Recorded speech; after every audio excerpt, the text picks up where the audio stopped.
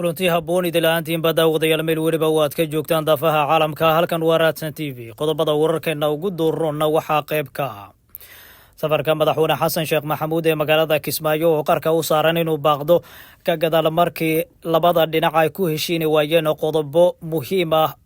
oo markaasi horudhac uga wada hadallada dhex mari doona madaxweyne xasan sheekh maxamuud iyo axmed maxamed islaam madoobe hogaamiyaha maamulka jubbaland waxyaabaha kale aad daawad doontaan oo aan idiin soo baahin doona waxaa qayb ka noqonaya mucaaradka muqdisho oo dhaartay islamarkaana qaadaya tallaabooyin xoogan oo ka dhana xukuumadda talada joogta waxaan idinla wadaagi doonaa laba qodob oo ay bannaanka keeneen mucaaradka ka gadaal dowladda federaalka soomaaliya oo iyaduna sheegtay in guud ahaanba la afjigayo xubnaha mucaaradka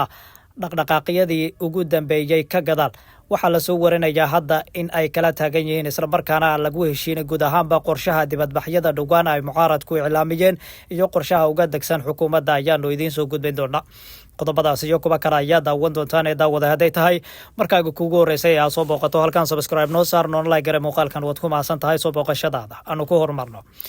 wararka laga helayo xarunta dalka looga arrimiyo ee bila soomaaliya ayaa ku nuuxnuuxsanaya in dib u dhac uu ku iman kara safarka madaxweyne xasan sheekh maxamuud ee lagu ballansanaa maalnimada jimcada inuu ku gaaro gudaha magaalada kismaayo ee caasimadda kumeel gaarka ee maamulka jubbaland tani ayaa timid ka gadaal markii la sheegay in ay timid cilad farsamo taasi oo ku qotonta guud ahaanba geyitaanka ciidamo halkaasi laga dejinayo oo dowladda federaalku ay halkaasi geynaysa iyo axmed maxamed islaam madoobe oo safarkiisa isaga magaalada kismaayo uu dib u dhacay waxaa la tilmaamayaa in madaxweynaha jubbaland axmed maxamed islaam madoobe uu shuruud hordhigay imaatinka madaxweyne xasan sheekh maxamuud ee gudaha magaalada kismaayo waxaa la tilmaamayaa in guud ahaanba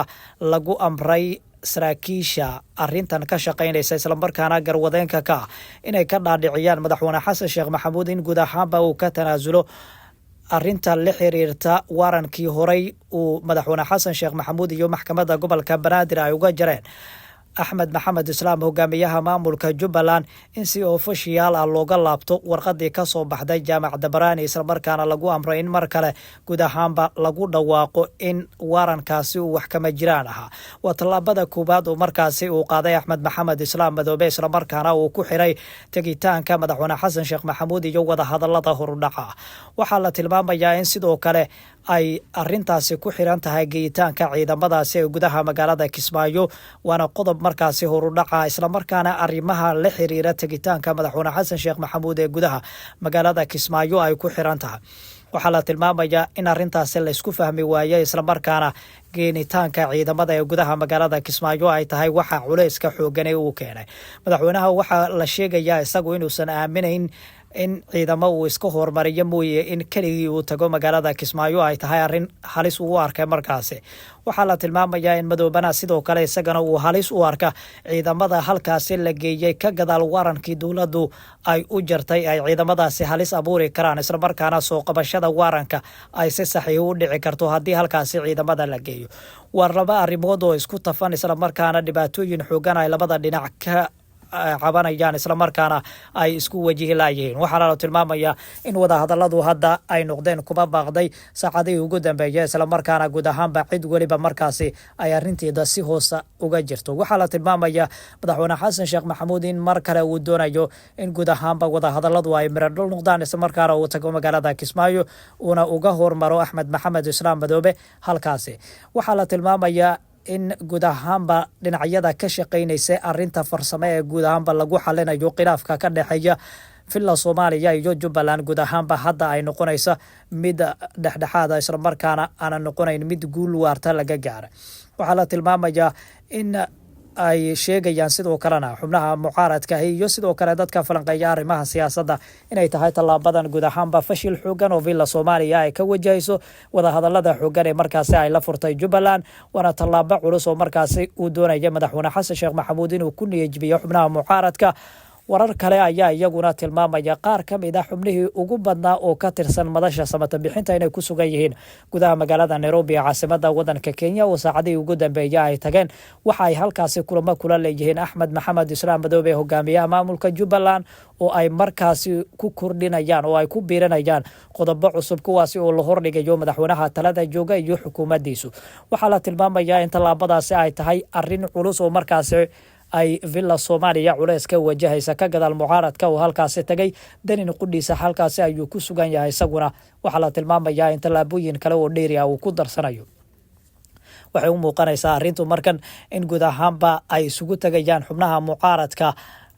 Axmed Maxamed Islaam Madoobe sidoo kalena madaxweyne Xasan Sheekh Maxamuudna isaguna uu yahay xubin gooni u taagan isla markaana wada hadalada iyadu markaasi laga sugayo loona daba fadhiyo waxa la tilmaamayaa in maalmihii ugu dambeeyayna ay ka shaqeynayeen xubno villa Soomaaliya ka tirsan guud ahaanba in wada hadalada si hor u dhici looga furo magaalada Nairobi waxaana kamid ah xubnaha sida weyn u doonayay wasiirka wasaaradda waxbarashada xukuumadda Soomaaliya Farax Macalin iyo sidoo Farax Cabduqaadir iyo sidoo kale xubno kale oo uu ku jira wasiir Faqi iyo sidoo kale wasiirka arrimaha dibadda xukuumadda Soomaaliya Cabdisalaan waxa la tilmaamayaa in dhammaantood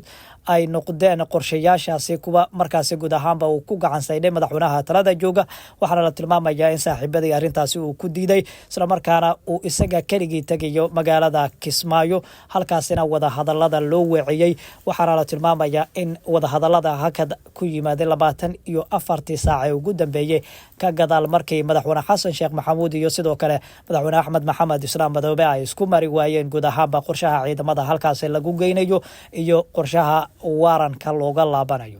waxay u muuqanaysaa guud ahaanba arrintu hadda in culays xoogani uu ka taagan yahay wada hadalada maalmihii ugu dambeeyay dhinacyadu ay ka shaqeynayeen dowlada shisheeye ayaana ku lug leh isla markaana dabada ka riixaya in dhinacyadan la heshiisiyo imaaraadka ayaa ugu madax fiiqanayo dowladda wadankaasi Kenya oo iyaduna arrintan ku lug leh oo horey isugu dayday in arrintani si weyn markaasi loo xaliyo oo horey guddi ka socday dowladda Soomaaliya oo ku sugnaa magaalada Nairobi iyo Madoobe ayaa halkaasi isku arkay waxaase guud ahaan xal waara laga waayay dhinaca iyo Jubbaland oo iyadu ku adkaysatay inaysan la fariisanayn xubnahaas dowladda wadankaasi Kenya saraakiil ka socota oo ku jiro taliyaha nabad sugidda dowladda wadankaasi Kenya ayaana la tilmaamayaa in guud ahaanba ay wada hadaladaasi dhicisoobeen ka gadaal ayaa mar kale loo ballamay waxaase la tilmaamayaa hadda in wada hadaladu ay qarka u saaran yihiin inay fashilmaan ka gadaal wixii dhowaan dhacay waxaase la tilmaamayaa in guud ahaanba hadda mar kale ay isku dayayso xukuumadda talada joogta in guud ahaanba ay mar kale wada hadalada dib ula furto mucaaradka ayaana haddana sii culaysinaya xukuumadda talada joogta ka gadaal in ay isugu tagayaan magaalada Nairobi caasimadda wadankaasi Kenya oo mar kale ay isku wajahayaan madoobaha halkaasi ku sugan iyo sidoo kale mucaaradku waxaysan noqonaysaa awood xoogan oo villa Soomaaliya mar kale aysan iska caabin karaynin oo ay kala kulmaysa dhanka iyo mucaaradka Dani iyo sidoo kale Axmed Maxamed Islaam Madoobe oo ay horey ula fariisatay ayaa la tilmaamayaa iyaguna mar kale in wada hadaladoodu ay sii xoogaysanayaan Dani waxa uu doonayaa in wada hadaladaasi aysan miro dhal noqon isla markaana ay fashilmaan waxa uu doonayaa in garab kale oo siyaasadeed oo uu ku diilay inuu ka helo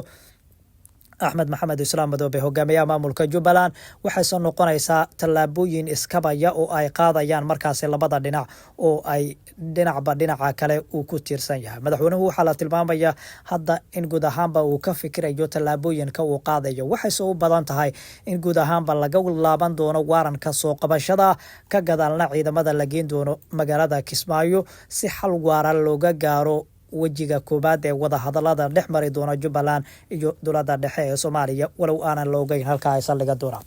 markana mucaaradka magaalada Muqdisho ayaa la tilmaamayaa in hadda ay wada hadallo xoogan la leeyihiin saraakiil kala hogaaminaysa beesha degta magaalada Muqdisho iyo sidoo kale xubno kale oo odayaal ah kuwaasi oo saacadii ugu dambeeyay kulamo ay la qaadanayeen waxaana ay kala hadlayeen guud ahaanba inaan la baajin dibadbaxyada hore looga ballamay in ay ka dhacaan magaalada Muqdisho ee caasimadda Soomaaliya xukuumaddu waxay ku wargelisay xubnaha mucaaradka in loo ogol yahay kaliya in dibadbax nabdeed ay ku qaban karaan istaadiyo Muqdisho halkaasina loo ogol yahay in bulshada ay isugu geeyaan isla markaana goob fagaara ay kula hadlaan laakiin waxa ay diidan tahay xukuumaddu in la dhex maro magaalada Muqdisho isla markaana amni darro ay sababto arinta la xiriirta dibadbaxyada oo dad isugu imanaya waxayna sheegtay xukuumadda in arintaasi aysan ahayn mid aan la aqbalay doonin waxaana odayaasha dhaqanka iyo sidoo kale guddiga farsamo ee loo diray villa Soomaaliya ay ku tiri in guud ahaanba halkaasi la isugu tago taasina ay tahay tallaabada kaliya ay markaasi xukuumaddu ay aqbali karto. mucaaradkuna waxaa la tilmaamayaa in arrintaasi ay si weyn uga dhaga adeegayaan, isla markaana waxa ay doonayaan iyagu inay qaadaan tallaabooyin culus oo markaasi bulshada ay isugu soo bixinayaan, isla markaana ay ku diidan yihiin qorshaha dowladdu ay wax ka bedel uga sameynaysa dastuurka, doorashooyinka iyo sidoo kale waxa ay sidoo kale ka hadlayaan dhulboobka xoogan. boorar ayay doonayaan inay soo buufsadaan, isla markaana ay maraan gudaha magaalada Muqdisho iyagoo erayo lidi ku ah xukuumadda markaasi ku dhawaaqaya. tallaabadaasi ma doonaysa villa Soomaaliya, waxaana ay doonaysaa in mucaaradku ay si toos ah u afjigto. waxaa loo ogolaaday kaliya in istaadiyo Muqdisho ay isugu tagaan, isla markaana ay la hadlaan dadka ay markaasi halkaasi isugu keenayaan. waa tallaabo culus oo markaasi dhinaca villa Soomaaliya ay qaadayso, isla markaana ay uga adkaanayso mucaaradka haddii markaasi guud ahaanba arrintaasi la isla qaato. guud ahaan intaas ayaan kusoo afmarayaa daawadayaal, tan iyo kulan dambe nabadgelyo.